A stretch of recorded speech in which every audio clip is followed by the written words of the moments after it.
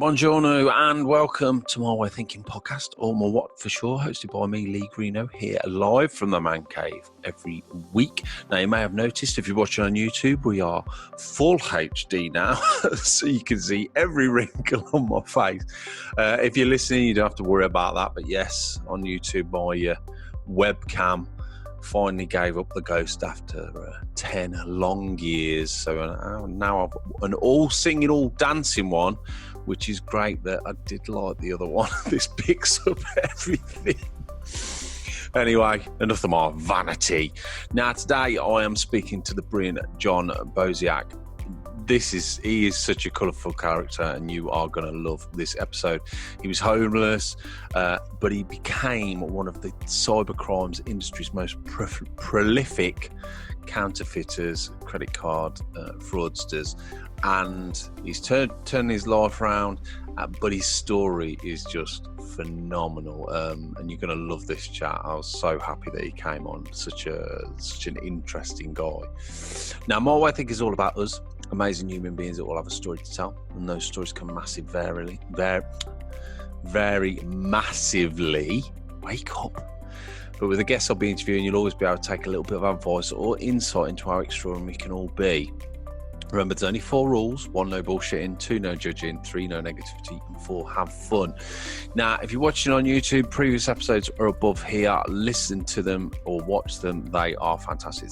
There's some absolute crackers if you go back. And we also did Mental Health Week. It was quite a while ago now, where we did 3 back-to-back with specialists, and that's definitely worth listening to, because everyone's been struggling a little bit, I know, but we're coming out the other side now, which is the main thing. Now, remember, the podcast is streaming on all the usual platforms. YouTube, just put My Way Thinking podcast in. Same for iTunes, Spotify, if you want to listen. And finally, if there's a guest and you'd like me to get on or ask to come on, then email me. Or if you want to ask me a question, then just drop me an email. It's mywhatpodcast@aol.com. Okay, let's get started. Here it is. This is my cracking interview with John. Okay, so welcome to My Way of Thinking. Today I have a very special guest. It is John Boseak. Is it Boseak or Bosack? It's Boseak. Boseak. I thought so, because I heard one of your podcasts and he was like Bosack, and I thought, no, I'm sure it's Boseak. Nobody can ever pronounce that right. Nobody ever gets it right. So yeah. Oh, right. Well, there you go. Boseak. I thought it was Boseak. As Brits. So thanks ever so much for coming on, John. It means a great deal, and we're going to have a great old chat. Now, you're in Arizona at the minute, aren't you? I am. Phoenix, yes. Oh, brilliant. Well, what I like to do when I start the show, if it's with someone from another country, I like to just talk about a couple of facts that I've spotted online, because I'm a traveller, but I haven't travelled enough. I've got 2 young, well, they're grown-up kids now, but when they were young, we did all the usual Florida and all that crap. Sure. But actually now I want to travel Arizona and places like that. And there was a couple of things I wanted to ask you about. So one of the things, and bear in mind this is Google, so it might be complete shit. But there's a meteorite. The Barrington meteorite is nearly a mile wide. Have you seen that? I have. I took a trip up there a few months ago and checked it out. It's essentially just a giant hole in the ground, but it's still pretty cool to go check it out. Yeah, the picture of it, a mile wide. It's great, because everyone talks about the Grand Canyon, don't they?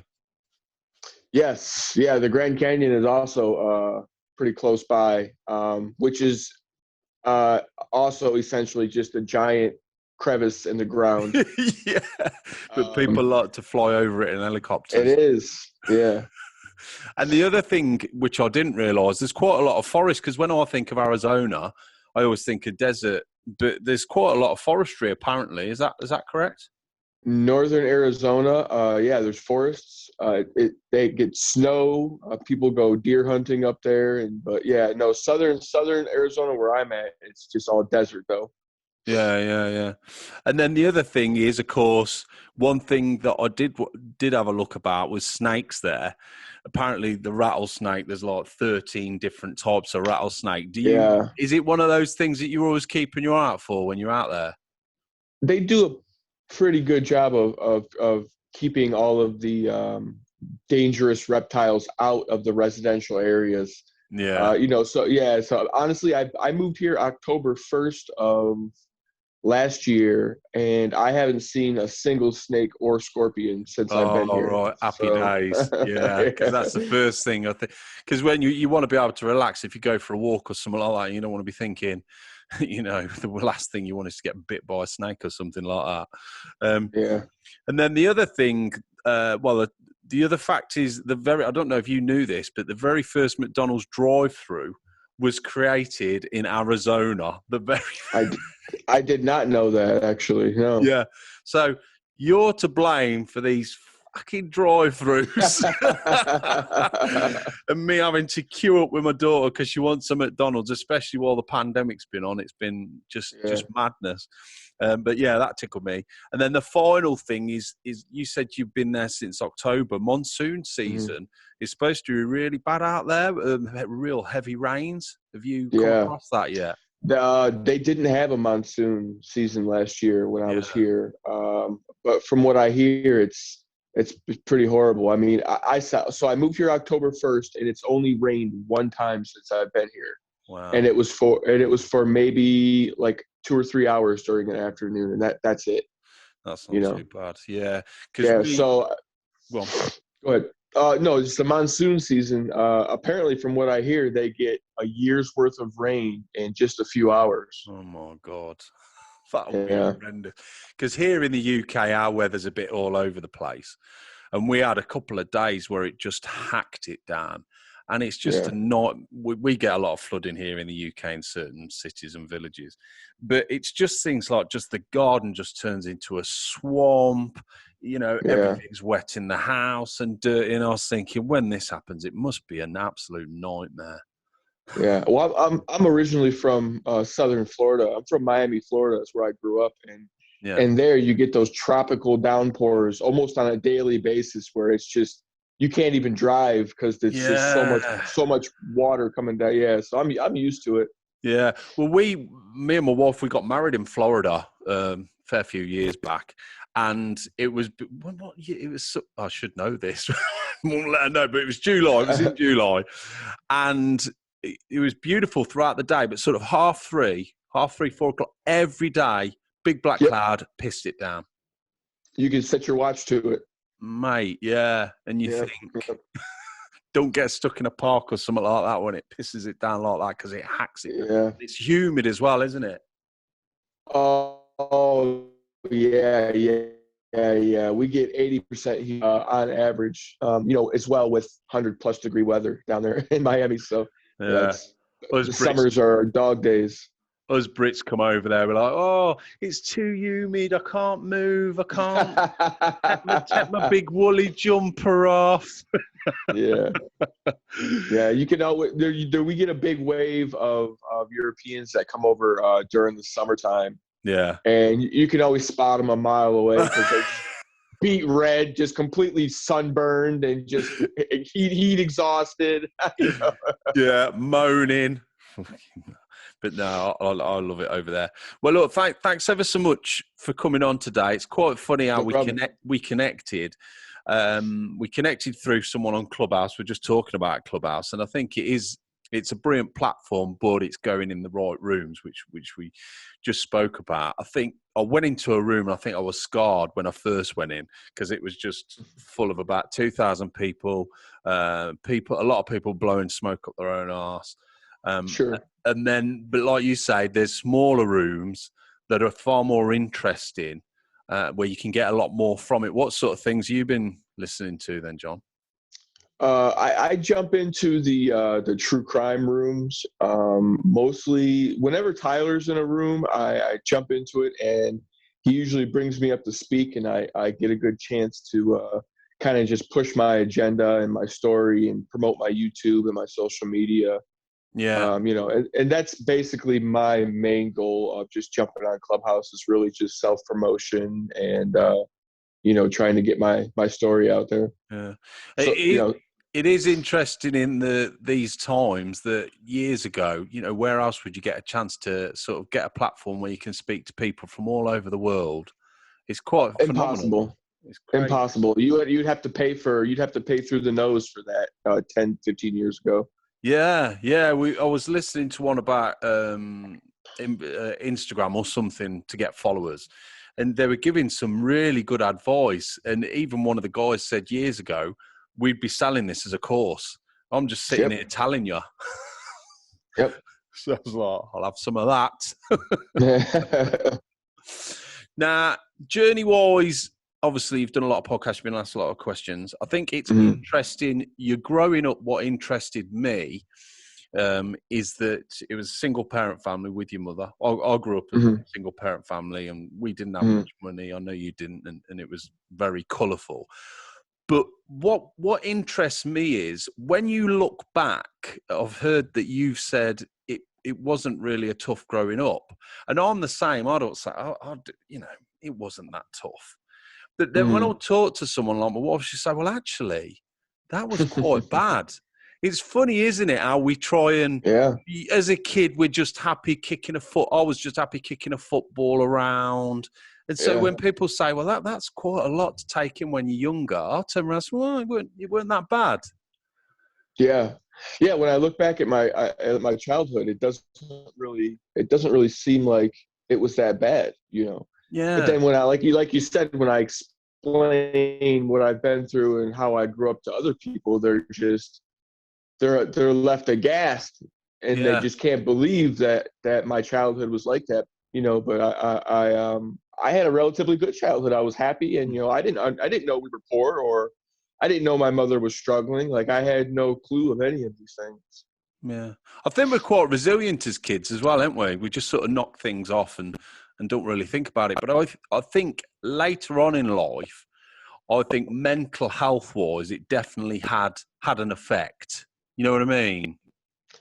Sure. Yeah. Subconsciously, it does obviously affect your development socially as a person. I think the older you get, the more trauma you have early on.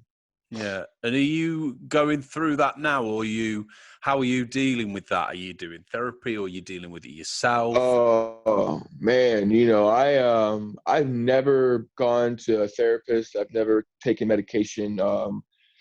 It's either I'm really depressed or I'm really happy. And and it's just like I try to find a happy medium, and I try to because I'm self-aware, so I'm just lucky in that aspect to where when something does start getting me down, or I start sinking into a bad place, I'm able to kind of take a step outside of everything, and recognize what's going on and try to correct the behavior. And so I'm like I said, I'm lucky in that aspect where So that's interesting what you said about being self-aware, because I'm similar. I'm similar in that I've never taken medication. My mum did. I know people that have, and yes, Yeah. if it's right for them and it's good for them. But and I've never done real therapy. What I'm very good at is the same as you. If I wake up one morning, I'm like, ooh, I can know how I'm reacting. What I tend to do is I'll have routines, or go for a run, or have Yep. certain things. Is that how you deal with it? That's exactly how I deal with it. I just try and figure out what the problem is, and then get to the solution of it, and just get on with my day. But I've gone through periods in my life where I've just been depressed, and hopeless. And I recognize that I just have to change my situation to make things better.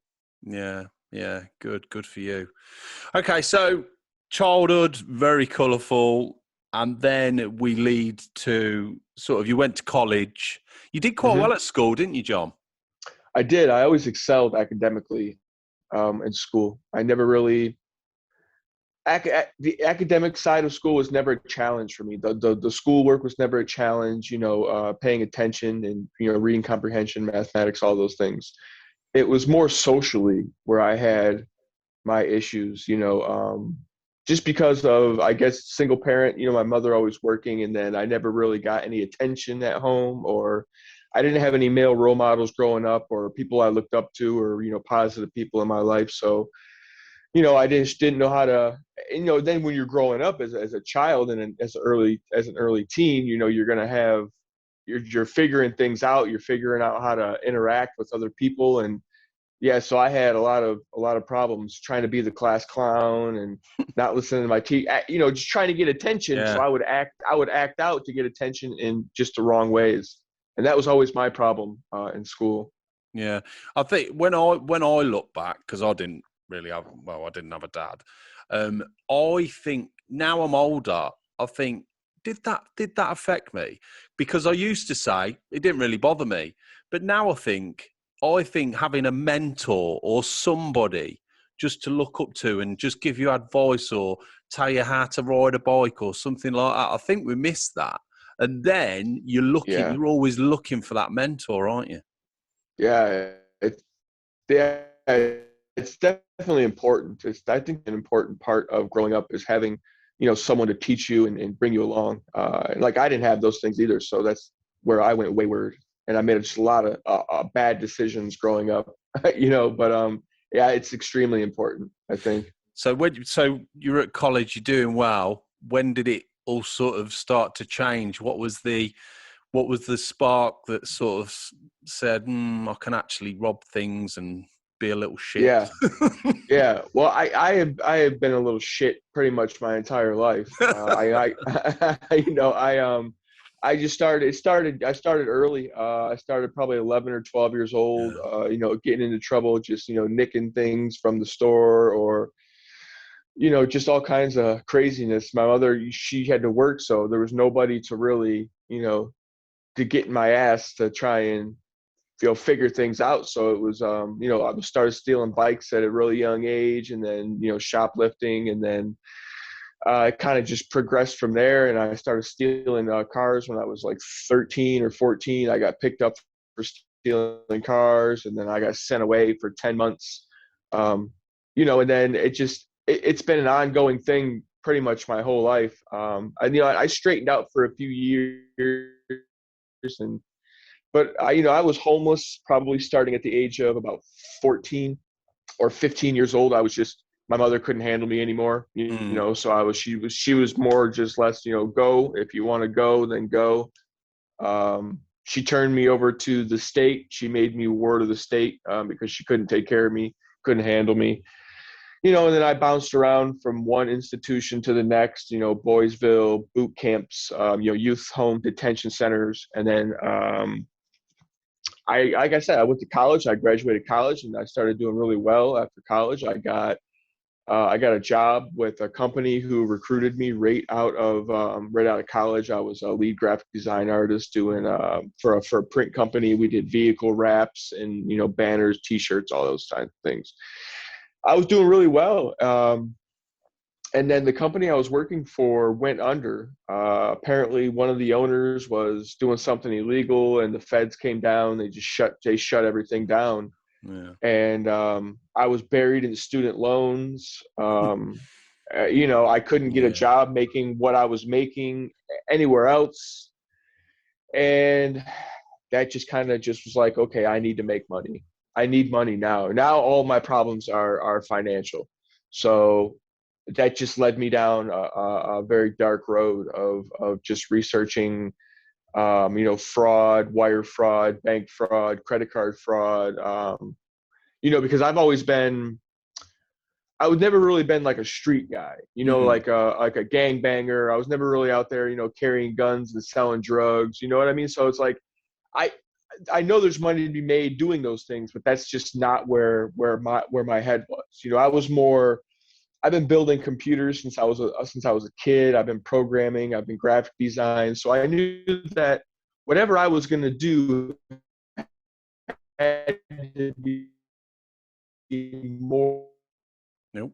you know, technology kind of. Oh, I think you You froze. there? Yeah. Yeah, I am. Have you? Oh, there we go. Yep. Okay. Oh, then you've gone again. Oh, there you go. Oh man. Yeah.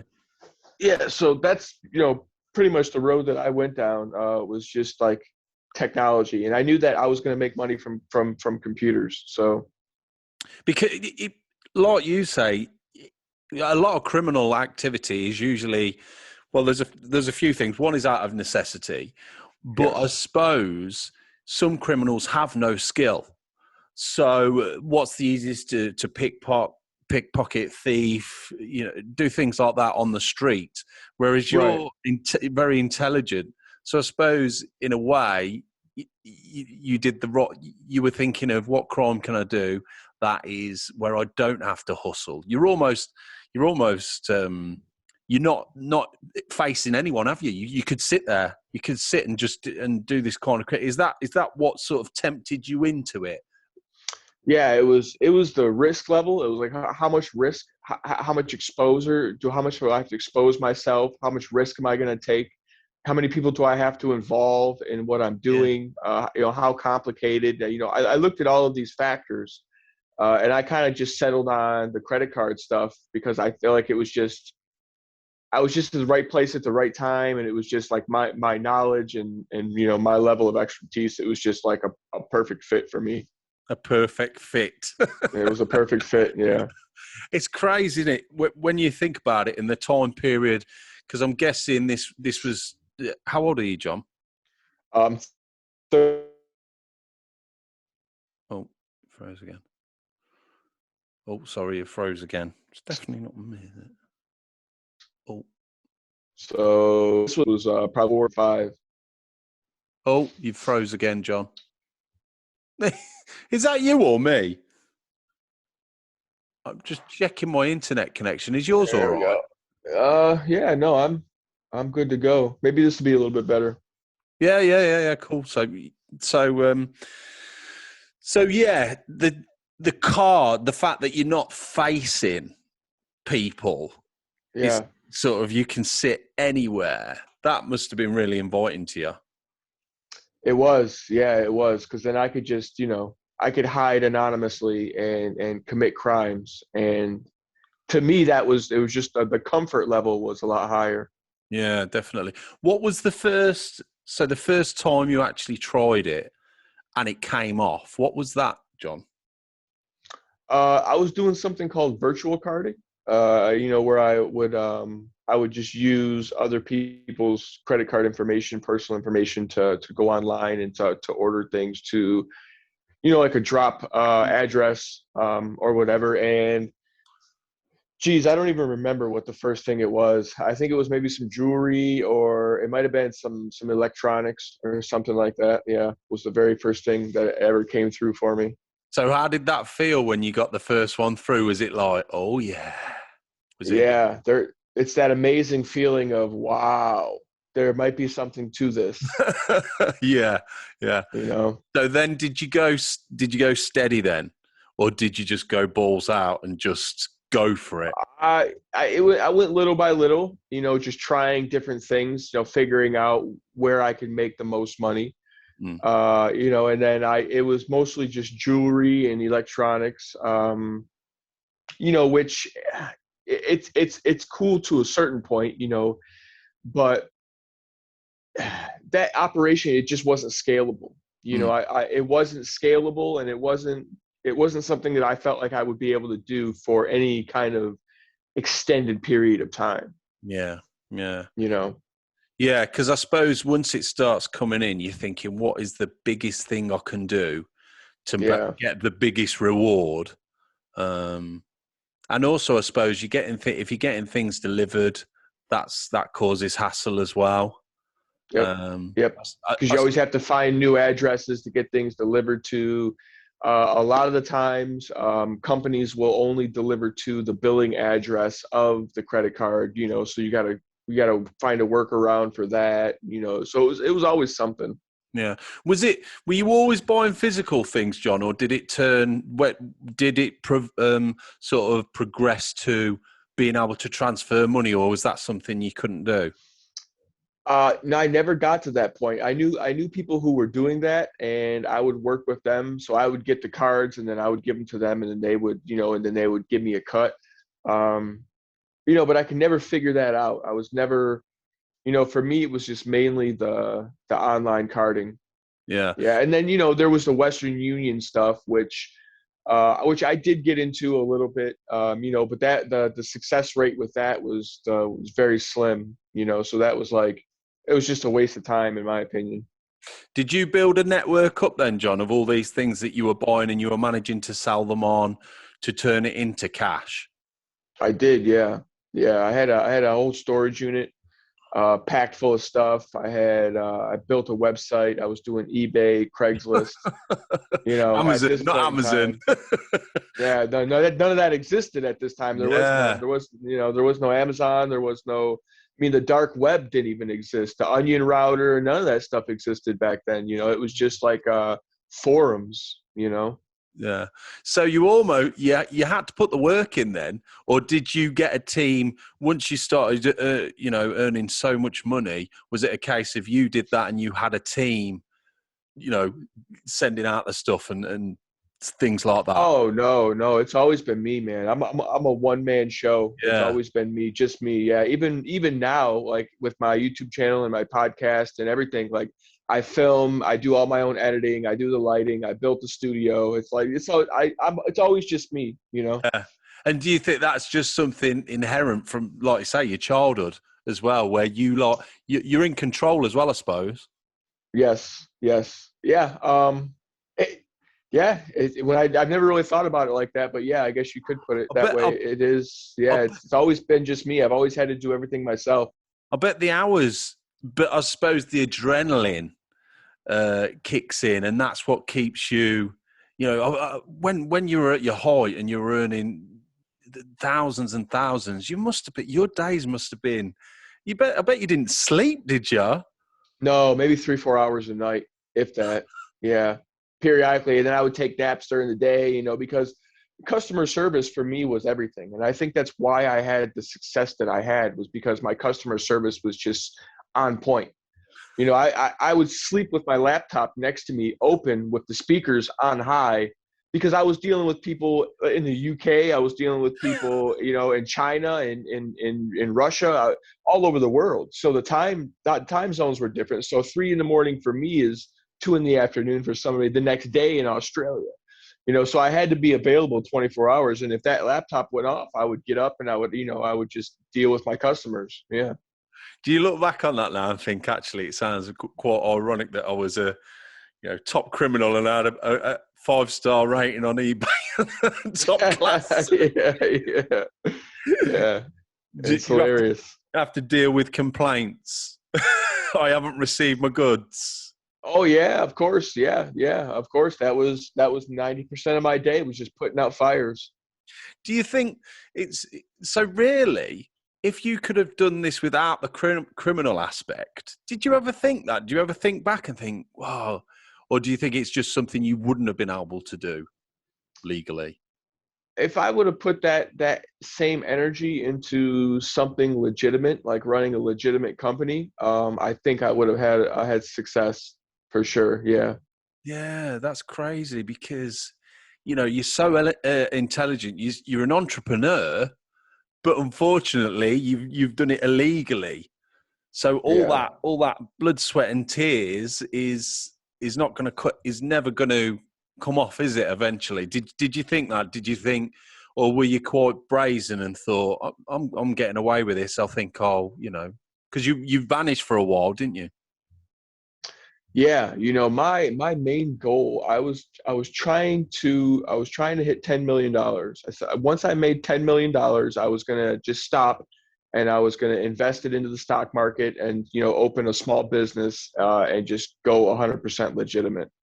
And that was the end goal for me. But then the money was just, it was at the very pinnacle of my career when I was doing what I was doing. I was doing 100 orders a month at $1,000 minimum order. So that's 100K a month, and that was hard to walk away from. Yeah, Essentially, it's I suppose it's an addiction, John, isn't it? yes, very much so. Do you think you would have given up? You would have quit once you hit 10 mil, or do you think you would have just been? That's hard. That's hard to Yeah. say. That's hard to say. I think I would have.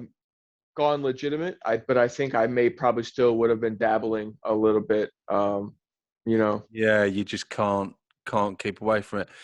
So tell us a bit about getting caught, because that's your down. Well, obviously it's your downfall. Tell us a bit about getting caught and how it happened, John. Yeah, they set me up. They set up a sting operation on me at a UPS store, which is I don't know if you guys have them over there. Yeah. Okay, yeah. Delivery. So yeah, I was just to deliver. I went and I had received an email that morning telling me I had a package delivered, which I did. Coincidentally, I did have a package waiting on me. So when I showed up to pick up my package, I signed for it. And that's when two Secret Service agents came through the door and kind of, grabbed me and were like, started asking me a bunch of questions, and they addressed me by my alias. So I knew that they didn't know who I was. And they took me in back of the UPS store and they just, were like, pretty much, we know what you've been sending out of here. We have one of your packages, and so at this point, I knew I was screwed. At this, I knew I was done. Yeah, yeah. So I spilled the beans, but I didn't. I told them, I gave them enough information, not to bury myself, but just to kind of make them happy. Because I kind of was like, okay, in my mind, I was like, okay, what do they know? And how much can I give them to make them satisfied? You know what I mean? So I was like, I wasn't going to tell on myself and completely give up my whole operation. I'm just not going to, that's just not the way I was raised. So I gave up enough. I was like, okay, yeah, obviously I've been printing credit cards. I've been selling them on the internet, and that's basically what I've been doing. Yeah. And then I minimized everything else. I never told them how much money I was making. I never said how long I had been doing it for. I was like, yeah, I've only been doing this a few months. I made a couple $1,000s. I just minimized everything because I knew that they didn't know the full extent of what I'd been doing. Because if they did, we would be having a conversation. I'd be in handcuffs. Yeah. And I'd be off on my way to jail if they knew the full extent of what I had been doing. Yeah. So, I let them come to my home. They searched, they seized all of my printers, my laptops, all of the equipment I had for manufacturing credit cards. They seized everything. They didn't arrest me. I didn't go to jail, coincidentally. No.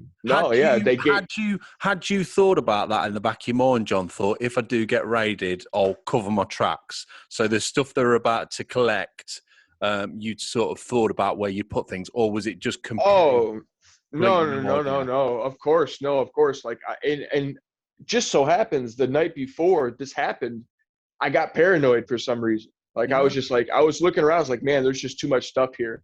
So I just gathered everything that I felt like could put me away for a long time. And I had a storage unit with another vehicle and money.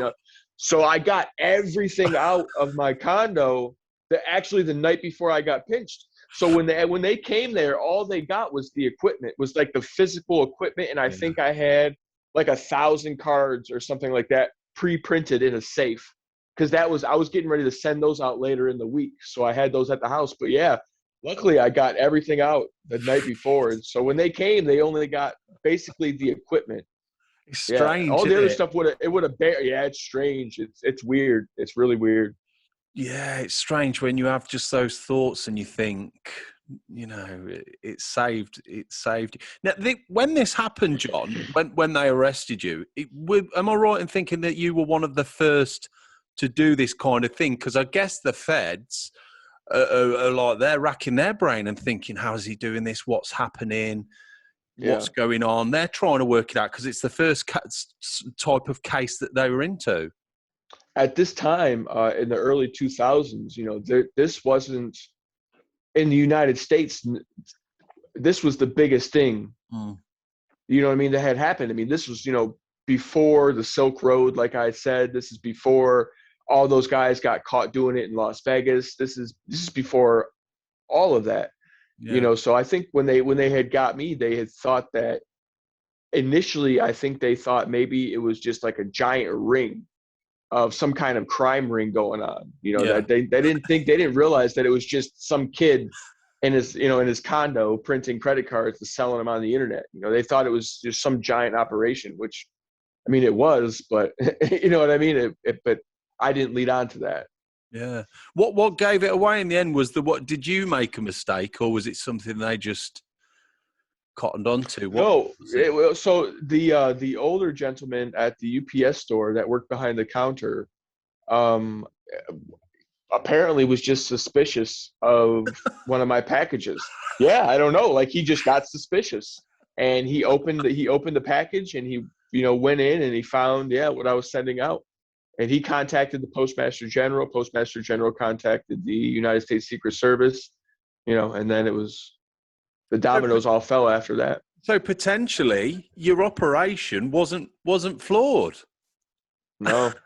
The only flaw in my operation was going to that same UPS store and sending out all of my packages. Yeah, because I had moved to a small town in South Carolina, right, from Southern Florida. Now in Southern Florida, there are, you type UPS store into your GPS, and there's you could go to a different one every day for months and never hit the same one.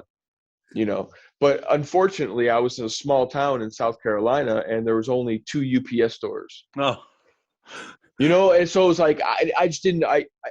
At this point, I had been doing it for like 3 years, so I was just comfortable. I was comfortable at this point, and I had just that being comfortable ultimately led to me being arrested. It's almost when you look back, I bet you think it's almost a rookie mistake. It's sort of you want to kick yourself. Yeah. I couldn't believe that's how I got caught, to be honest with you. That's mad. So now this was a story that I heard which interests me. My son is the generation where everybody's looking at Bitcoin, all these kind of things coming up now. Now, I did hear this story about Bitcoin. Tell us about what happened with Bitcoin, John. I was an early investor in Bitcoin, believe it or not.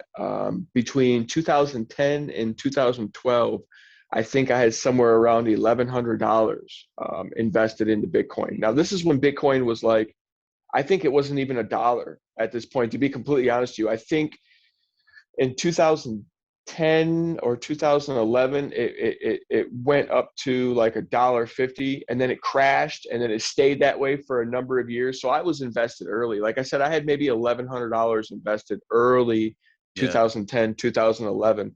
Now, when they confiscated all of my computers and all of my hard drives, of course, my Bitcoin wallet, and this is when you only had your wallet, and then you had your key to your wallet.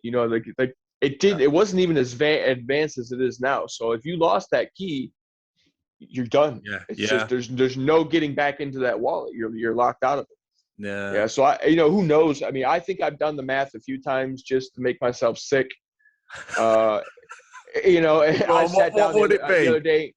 Oh, it's something insane. It's something like 500 million or 30 billion, I think it was, or something like that. It's just some kind of ridiculous amount of money that I would be an emperor right now somewhere, living on a golden throne.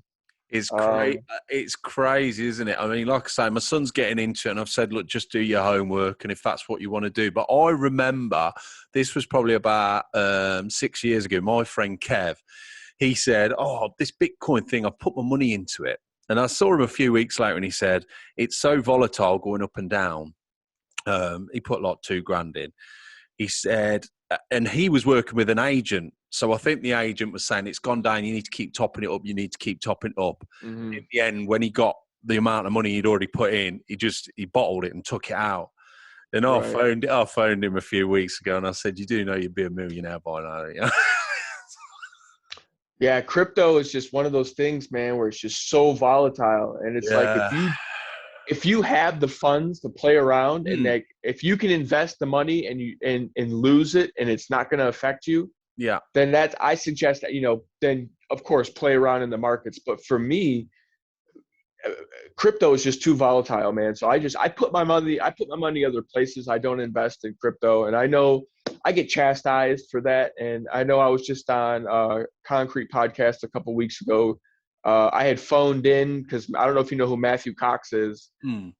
He's another buddy of mine, another fraud real estate guy. He's frequents the Concrete Podcast. They were doing a live show, and I had phoned in, and we were talking a little bit about Bitcoin. And then after I had signed off, somebody else had phoned in, and they had, of course, the complete opposite. They're all, go crypto, invest, to the moon. And I think for me, it's gambling. It's Las Vegas. And I'm all about a sure thing, Yeah, I think a lot of these kids and these influencers now are making silly money, and they're the ones at the forefront that can just throw a couple of million in, because they're living in a 1-bedroom flat, fancy flat somewhere with no family or kids, and they can do that.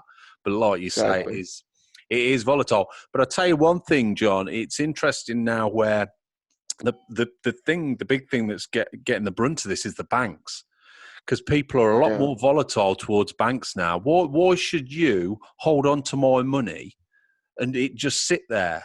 You know what I mean? People are getting a lot more keyed up to the banks now, I think. Yeah, well, I think cash in general is just a bad investment to hold.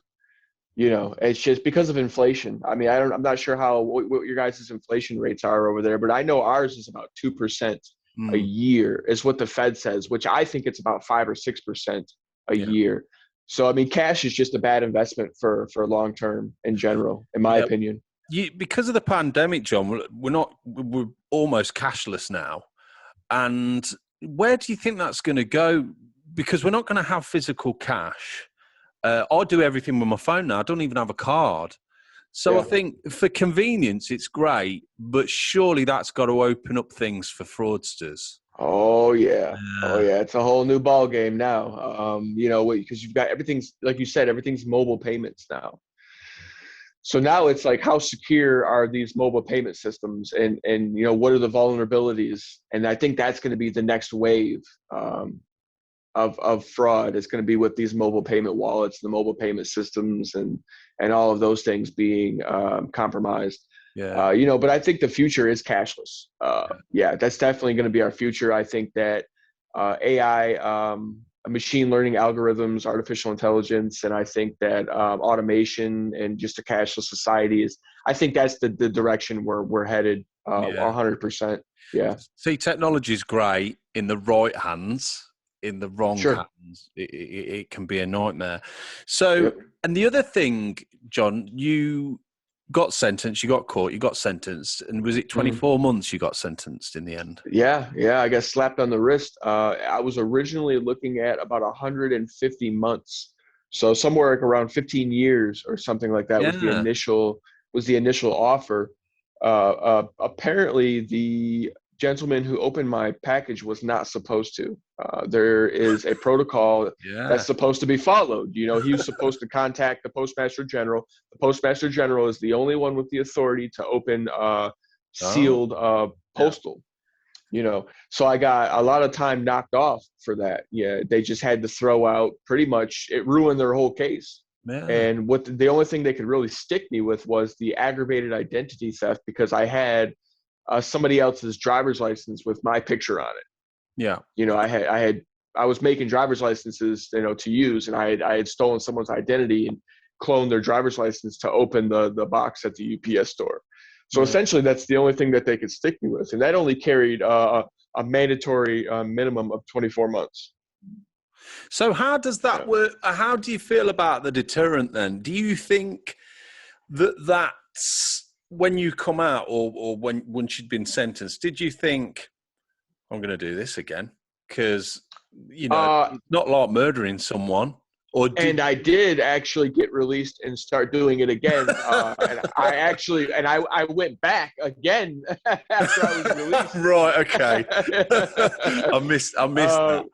Yeah, I got out, and man, I tried to do the good thing. I tried to just, get a normal job, but man, it was rough, man. I had to do something called a halfway house when you get released from federal prison here in the States. They put you in like an intermediary it's like you're still in jail, but you're not in prison. Yeah. So they allow you to go out and have a normal job in the community, but of course you got like a curfew, you had to be back to the facility at a certain time, and I couldn't leave only to go to work and, those types of things. So I did that for 6 months and I saved up a little bit of money, but, they take like 35 or 40% of your income before taxes, so I'm left with very little of the money that I could save. I did that for 6 months. I was released from halfway house. I got just a small flat in Miami, it was like $850 a month, and it was small. I mean, my bedroom, my kitchen, my living room was all in one room. I could lay in my bed and reach my refrigerator and get a drink. It was ridiculous, and it was in a bad part of town. And I had to wake up at 4:00 in the morning, and I had to walk a mile to catch the first train leaving downtown Miami, to an hour north to catch another bus, another hour to go work in a warehouse for like $9 an hour, $9.50 an hour. And then I had to run that whole loop going back home at the end of the day. So I wasn't getting home till 10:00 at night. Yeah. And it was just like, listen, mind you, right before this happened, I was flying private. I would fly private out of Fort Lauderdale International Airport. I always had a brand new car. I was in, I was doing bottle service every weekend. So now I'm all the way at the bottom again, like a cockroach. And for me, that was hard. It was hard to deal with mentally. And I did it. I did it for about 6 months. And after 6 months, I have nothing saved. I barely can pay my rent. So the allure of going back to fraud was almost like, you know what, fuck it. Because I'm either going to commit suicide or I'm going to go back to prison. Those were the only two options for me. Yeah. Yeah. You know what I mean? And I'm like, I can't live like this. So I actually ended up going back to doing credit card fraud. And I suppose it's the ease of it as well.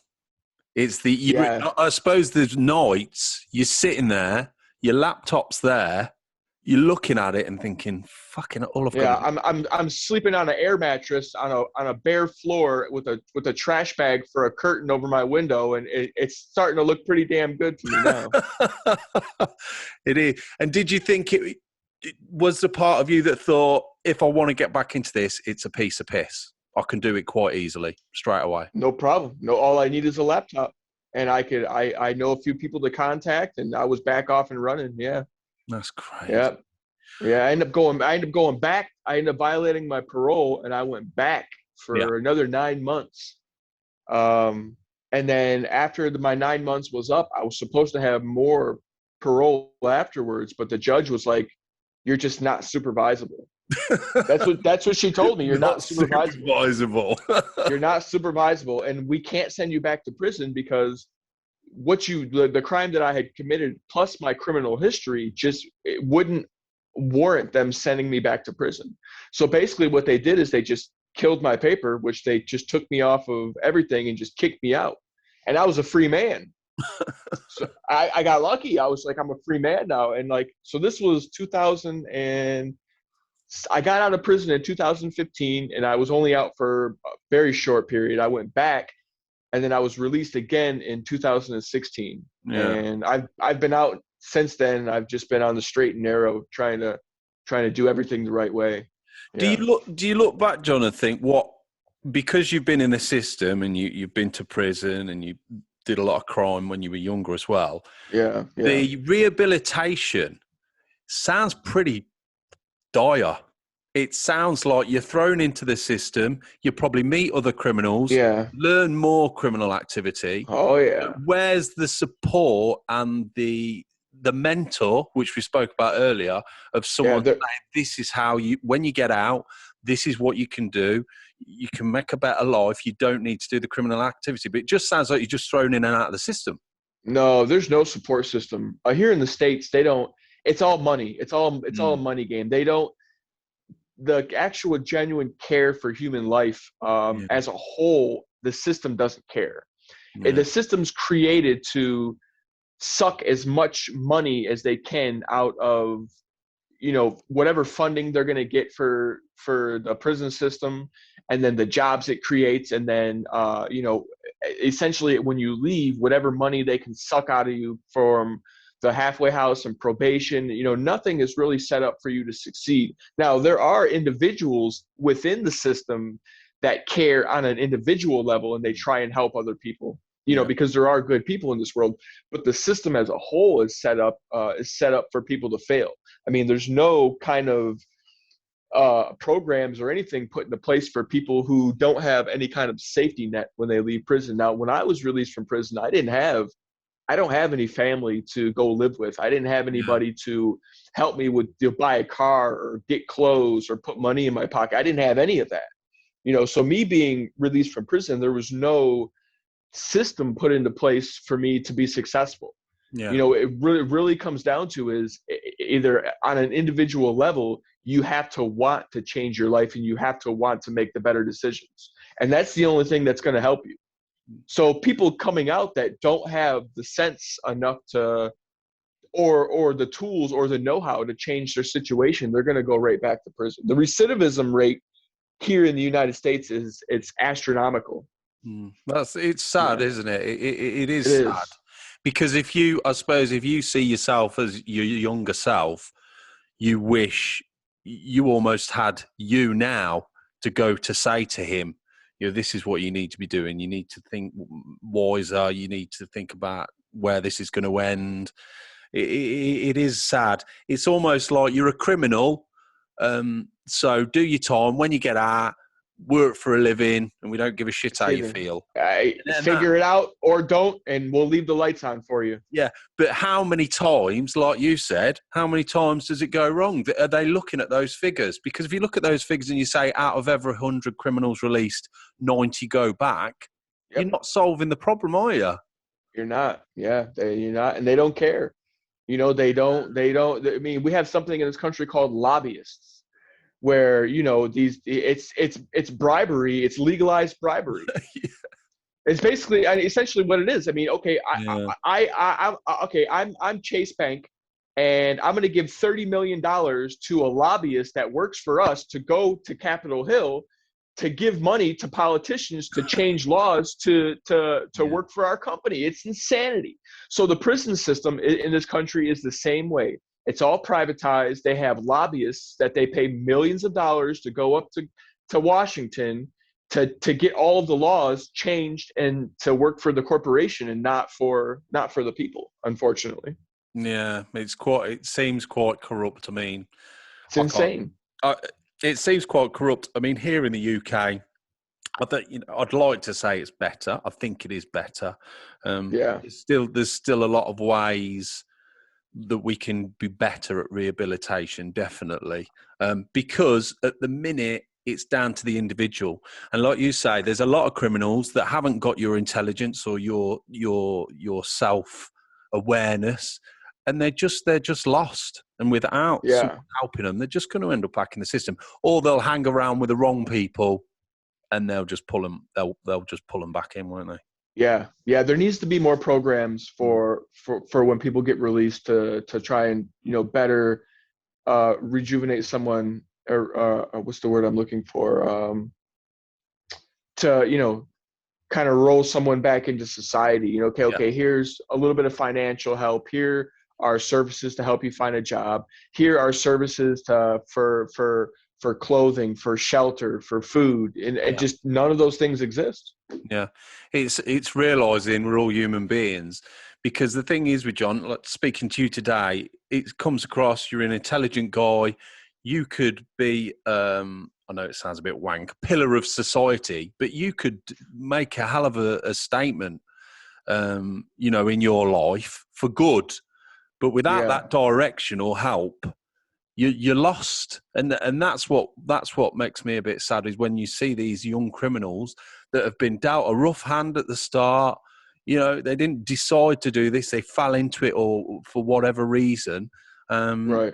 And then they're just thrown away. Like, well, it is a shame. It is a shame. Yeah.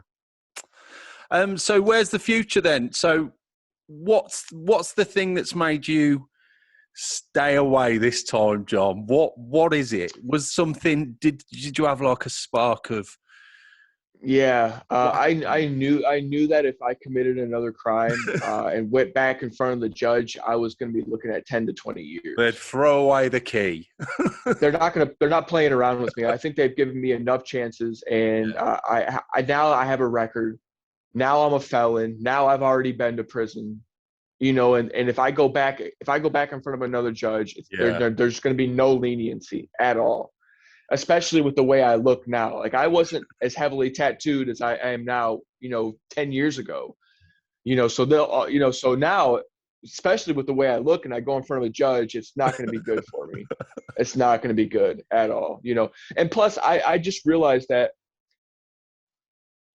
there's so many tools that are available to us through modern technology yeah, in order to be successful now, which 10 years ago, it just wasn't. mm, You know what I mean? And before I went to prison, we're talking 2009, 2010. I mean, yeah, yeah, the internet existed and e-commerce was just getting kicked off to a start. But I feel like now it's just there's so many things, so yeah. many tools available to us to be successful. It's just there's no excuse now. There's no excuse really. Yeah, you're right there, and I'll say to my kids, you can basically do whatever you want if you put your mind to it. The Oh world, yeah, the world's your oyster. I mean, look at us now. We're speaking from other sides of the pond on Zoom. We've got yeah, this technology, and yeah, it's readily available within reason. And I know some people don't have much money, but very rare you'll meet someone now who hasn't got a phone. So yeah, yeah, yeah. it's. It's almost 100% saturation now. Mm. With the cellular devices and the laptops, and it's just like the whole network and the whole global community now. It's everything's getting Yeah, smaller. So there's just too many options available to us now to really, yeah, to not be successful. I think that if a person isn't successful now, especially nowadays, it's there's something wrong with them. yeah. It's They haven't not put the because work in. Yeah, there's no opportunity available. Because I feel like where there was not opportunity available for people, there is now. You don't have to be rich. You don't have to be from a certain class of society. You could be that poor kid living in the bad part of town with no money, and yeah. still all you need is access to the internet and a little bit of personality, and you can make whatever you want for yourself nowadays, I think. So, future-wise for you, John, you did the book, which is called Bent, and it's Yes. on Amazon, hasn't it? I have ordered Yep. it, but it hasn't come because I'd like to have read it before we talk. So I do Gotcha. apologise for that, but I am looking forward to it because it gets a great write-up. So I'm really looking forward to it. Yeah. There's talk of a movie. I filmed something with an independent production company, which is now being shopped around to all of the major networks, Netflix, Hulu, FX, HBO. So hopefully that will be released hopefully by the end of the year, and then that essentially I'm fingers crossed will lead to either a series or a feature length film. Yeah, That'd you be know, cool. yeah, and I'm doing my thing. I got my own YouTube channel. I pump out content. It's called Boseak Conundrum. I pump out content. I'm doing daily, weekly uploads.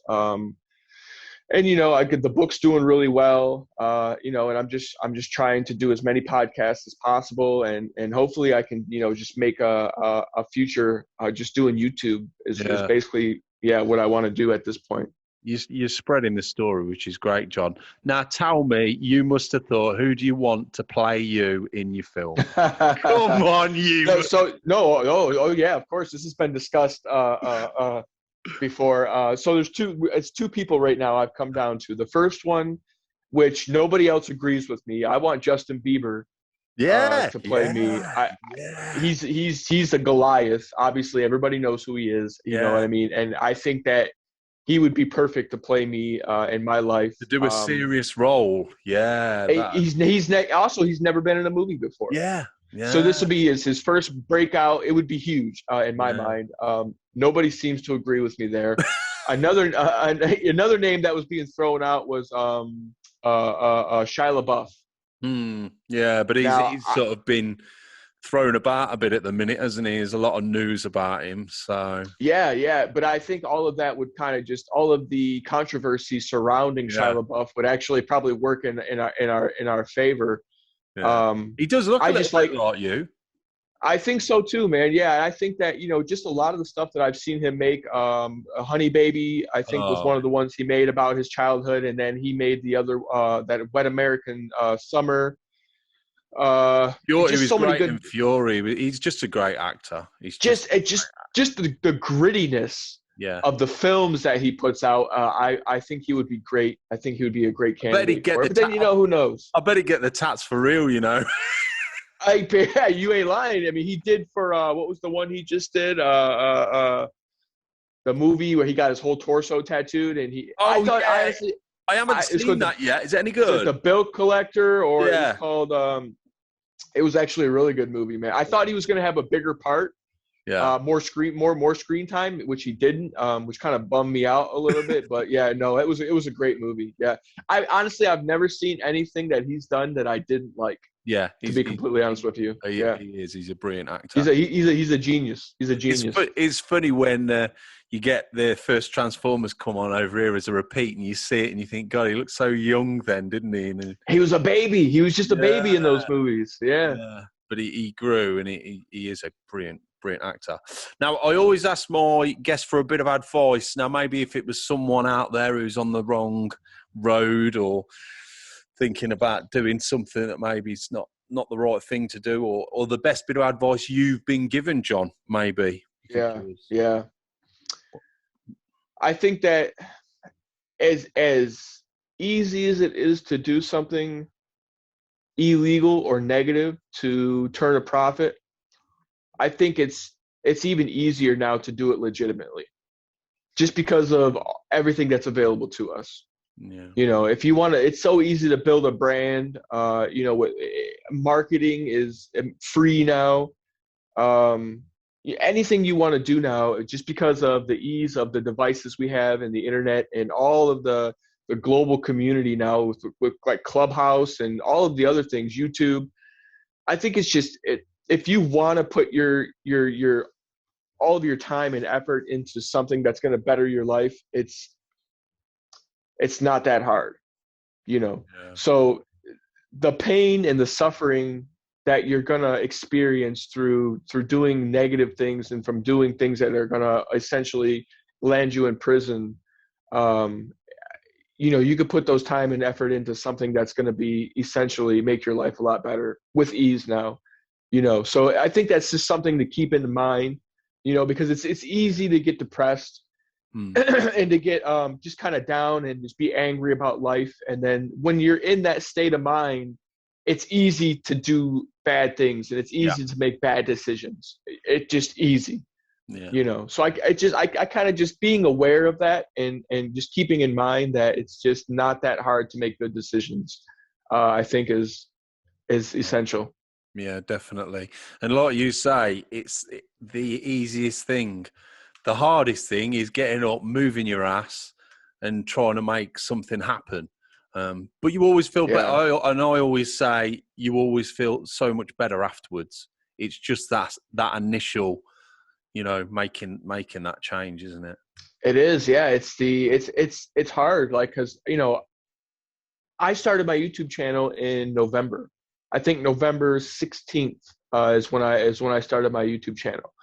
And sorry, my worst nightmare was being on camera. It absolutely was. Like I don't like the way and now I am because I do it so much. But initially it was my worst nightmare. Like I just don't like the way I look. I don't like the way my voice. I didn't like the way my voice sounds. I felt like an absolute goofball on camera. I was just uncomfortable. I would stutter. I couldn't get my thoughts out, and I just little by little, and I got over it. And it was just one of the hardest things I've had to overcome, so it's just like that initial step is always going to be the hardest. Yeah. But if you can get past that initial, anxiety to whatever you're trying to do, everything else just kind of flows so much freely after you get over it. And then the sense of accomplishment you get from overcoming those things on top of that. Definitely. You do, what else you doing at the minute? Tattoos, isn't it? You run a tattoo shop?